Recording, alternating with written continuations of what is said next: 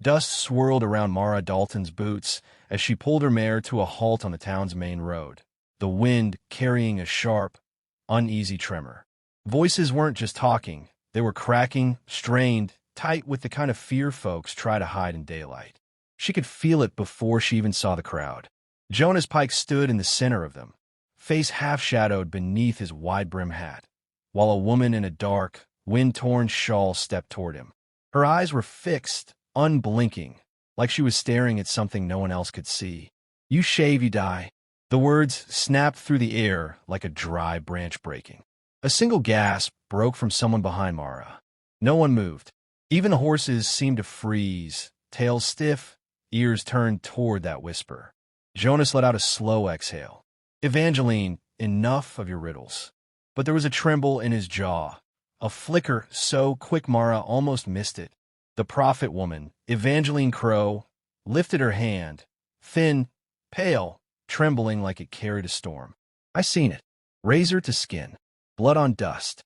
God takes his due." A shutter banged against the saloon wall, carried by the same wind that whipped Evangeline's shawl around her feet like black smoke. Mara felt her throat tighten. She'd seen fear before, the real kind, and it moved the same way here, sliding through the crowd, crawling into the corners of people's eyes. No one dared break away. No one dared step forward. They watched Jonas Pike, waiting to see if he would blink first or if the curse would swallow him whole. He chuckled, but the sound was thin, brittle. Towns had enough ghost stories for one season. He brushed past Evangeline, tipping his hat as if nothing had happened. A man shaves when he damn well pleases. Evangeline didn't turn, didn't follow, just stared after him with a hollow stillness that made the air colder. Mara watched Jonas walk away, dust rising behind him with each confident step.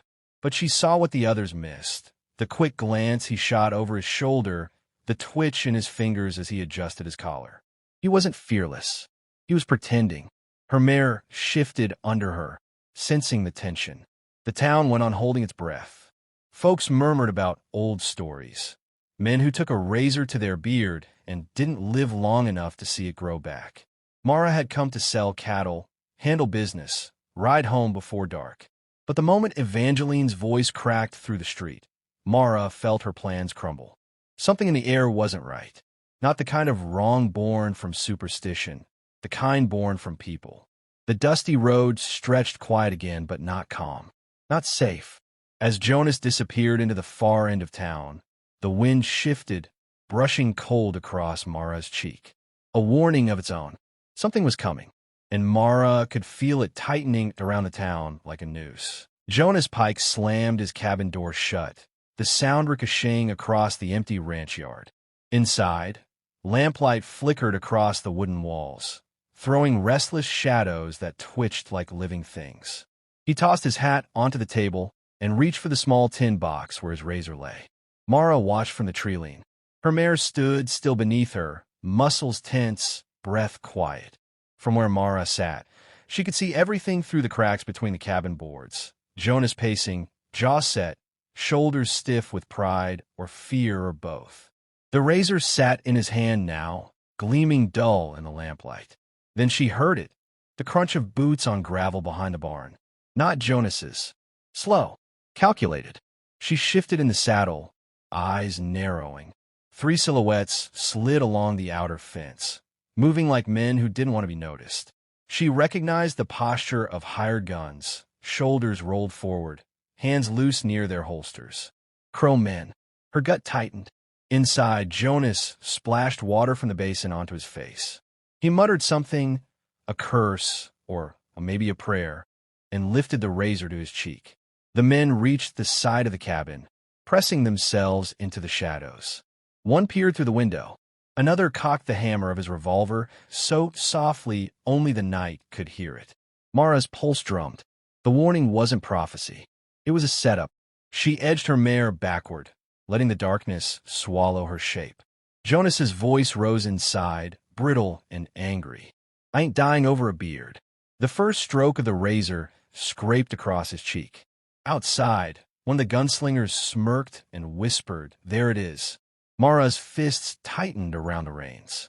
She knew exactly what would happen next. A shot fired, a body dropping, townsfolk whispering about curses instead of killers. No one would look for the truth. A plank creaked as one of the crow men stepped onto the porch. Jonas paused mid-stroke, eyes lifting toward the sound. The night held its breath. Mara's mare shifted, hooves brushing dry grass. The faint sound turned all three gunmen's heads for half a second, but a second was enough. She leaned forward, cold determination settling into her bones. Jonas, unaware, dragged the razor down again. Water dripped from his chin. The lamplight swayed. The shadow of the man on the porch grew longer, closer.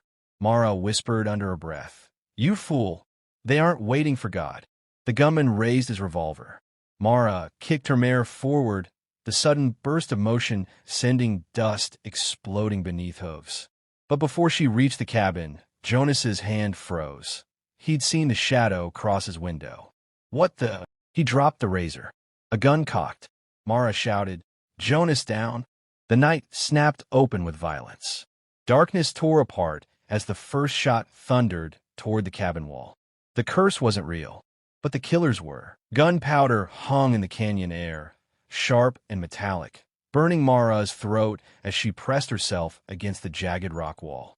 Below her, lanterns flickered in the abandoned silver mine, lighting up the silhouettes of the Crow brothers as they argued over the gunfire that had broken the night wide open. "Should have finished him," one hissed. "We will," another growled. "When he walks out clean-shaven, we'll make the curse look real." Mara steadied her breathing, letting the rock cool her cheek. The voices bounced across the canyon, carried by the hollow echo of the mine shaft. She crept forward, boots silent against the dirt, and peered down.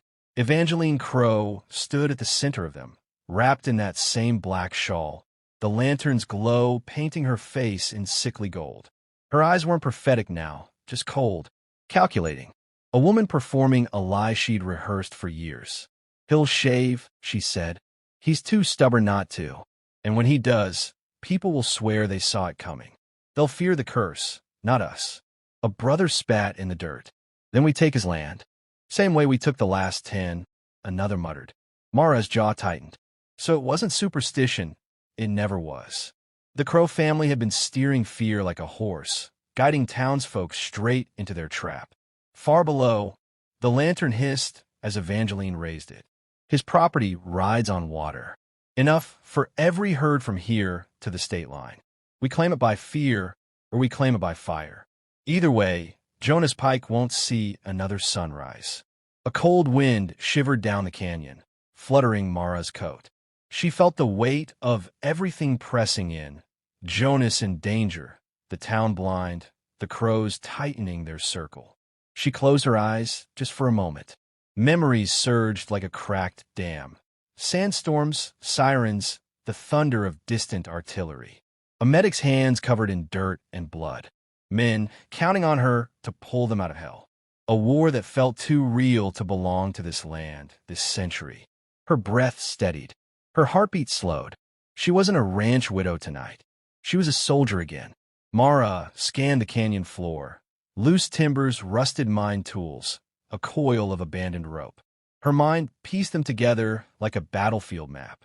The slope behind the mine entrance angled perfectly for a rock slide if the support beam gave way. The rope could serve as a tripline. The broken lanterns could blind the men if shattered at the right second. She touched the rough handle of her knife, feeling the familiar grooves. Perfect for cutting rope. Perfect for what came next. Below, Evangeline lifted her chin, sensing a shift in the wind. "Be ready," she whispered. "Jonas shaves at dawn." Mara turned from the cliff's edge, boots whispering across dust. Dawn wasn't far. Neither was the fight, and she would be waiting. Dawn cracked open in a pale streak of silver as Jonas Pike dragged the razor's final stroke down his jaw. Water dripped from his chin, scattering across the wooden floor in cold droplets.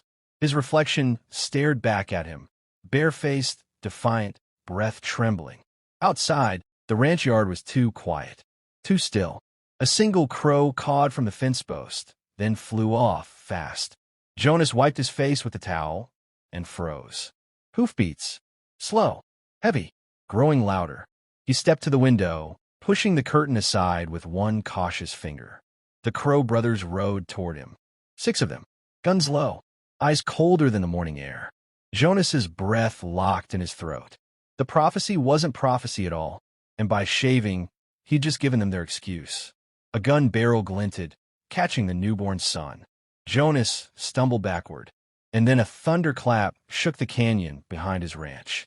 A rock slide roared down the slope like the earth itself had woken angry.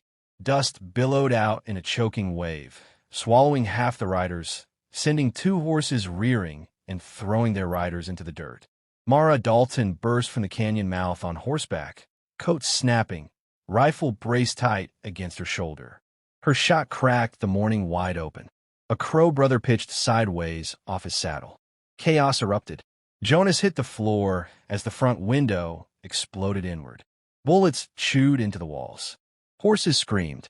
Men yelled over the avalanche of dust still rolling across the yard. Mara didn't slow. She swung off her horse mid-stride, landing in the dirt, boots sliding. She grabbed a broken lantern from the canyon trap and hurled it toward the nearest rider. Fire flared in his face, sending him tumbling. Another Crow rushed her, gun drawn.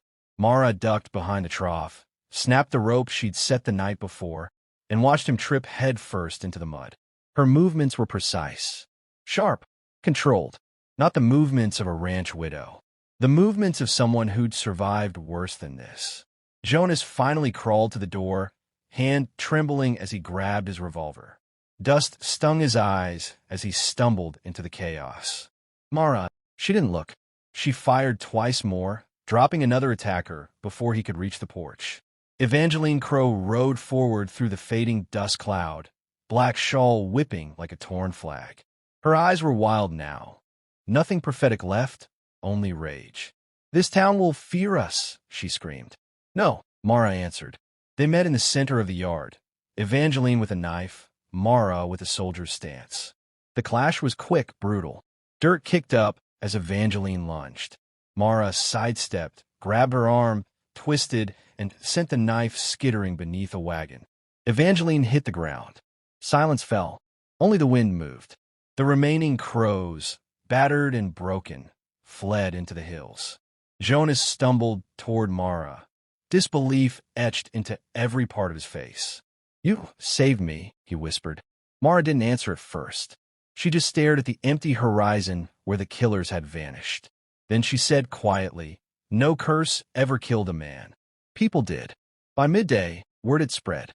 Jonas Pike had shaved and lived, and a widow had fought off a clan that terrorized the frontier for years. The town never forgot it, and the old storytellers say that on the day the curse died, a new legend was born. The widow who carried a war inside her and shook an entire town.